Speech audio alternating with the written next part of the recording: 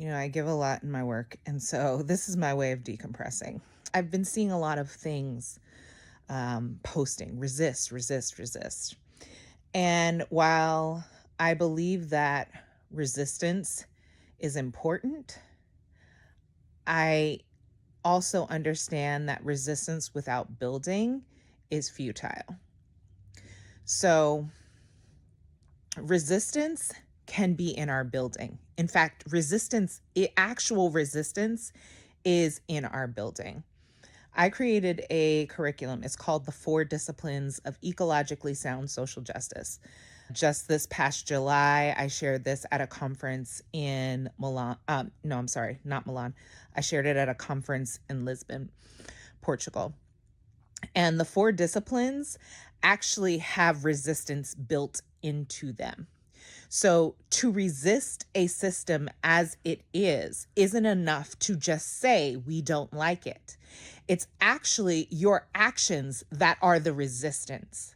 So you speaking up and using your voice is important, but if your voice isn't followed through with action, there is no power behind it. So, the four disciplines of ecologically sound social justice are these four areas in which we need to focus when it comes to creating systems of equality and justice in the world. The first is diversity, equity, and inclusion values and integrity. What does that mean? There are values that are specific to social justice. Inclusion is one of them. Inclusion means that we are making sure that everyone has equal representation, that they have what they need for their social and emotional needs, right? That they feel safe, seen, and celebrated. Everyone. And that's what true inclusion is.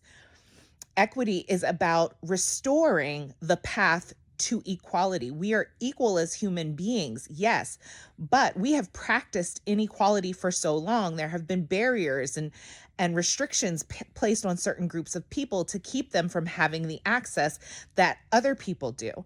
And so equity is actually creating practices that restore equality that already exists in nature. Do you want to know what else exists in nature? Diversity. Think about the trees, think about animals, think about people, think about flowers. There's nothing that we can do to create diversity. Diversity exists naturally, except when it's being suppressed by a limited paradigm. So we have to value the differences. We have to make sure that everybody has equal access, equal protections under the law, and equal voice, and equal access to resources. And we have to make sure that we're restoring equality through creating practices that address inequality. And we have to do that with integrity. And we have to make sure that we do that for everybody, not just the people that agree with us, for the people who also disagree with us. We have to make sure that we're living in integrity with those values. So that's the first discipline. That is a personal discipline, but it's also a self to systems discipline, which means that we practice it on the individual level, and we practice it in community, and we practice it in state, and we practice it as a country. It is our work to do, and it is a work that we promote wherever we are. The next thing is social and emotional intelligence. Social and emotional intelligence has components. The first is our commitment, our motivation. What are we committed to? Are we committed to an emergency commitment where we're just trying to address something that is happening in our world that's an emergency? Or is it obligatory? Is it something that everybody else is doing, so we're just checking a box?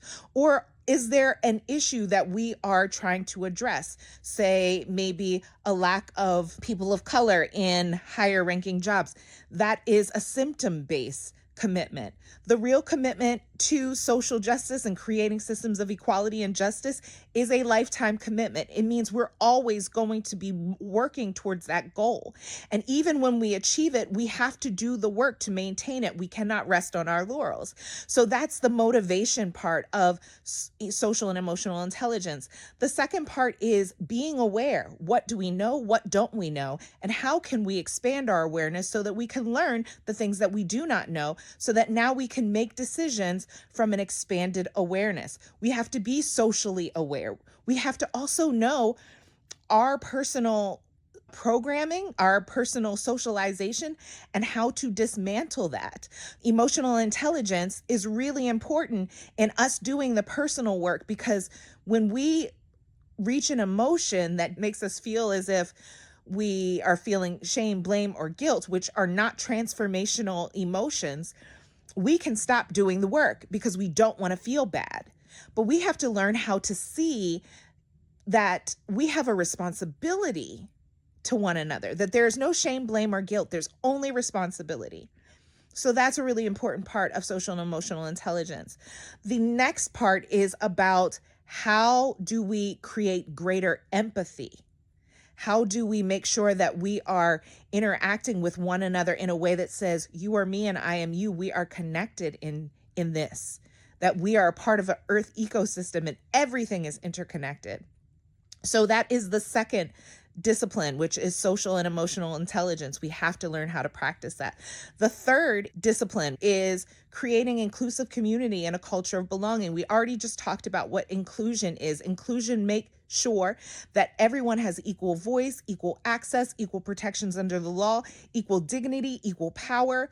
And those things are inherent, right? So we have to make sure that we are creating equitable practices that make sure that everyone has equality in voice, access to resources, and all of those things, that they all feel safe, seen, and celebrated, that their social, physical, and emotional needs are met.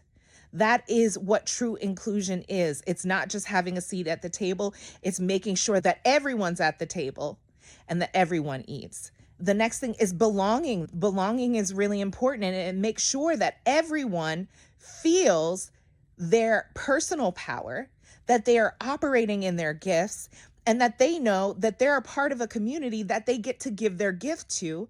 And the community, everyone in the community is giving their gift to one another. So it is the shared thriving. How do we create communities like that? The last discipline, and I think the glue that holds it all together, is allyship and restorative justice. Allyship and restorative justice is the fourth discipline. Allyship is about solidarity. When things aren't affecting me, but it is affecting someone else, how can I stand with them? How can I work with them to make sure that their social, emotional, and physical needs are met? How can I make sure that I'm taking responsibility for the people in my community that are different from me and have different needs? How are we doing that in community, making sure that we are standing with and for one another? And there's no one left out of that circle of having their needs met. That is what allyship is, authentic allyship. And then finally, restorative justice is a practice to help us govern ourselves, to hold all of these practices together so that we know that when someone steps out of line of the values of a community, when someone's social and emotional needs aren't met, we have a practice in which we come together to make sure that the community is healthy and whole, that everyone in the community is healthy and whole. And if someone harms someone in community, we have a process for holding them accountable. We have a practice for helping the individuals that have been harmed heal. This is how we have healthy community. So these four disciplines, each of them is built in resistance. Because why? Because this is not how our system currently works. So in building something new that upholds the values and the practices that we want, we actually are the resistance. We are the most powerful resistance because we're not just pushing back. We are pushing back with our creation. We are pushing back with our values. We're pushing back with what we are building. And this is how we resist.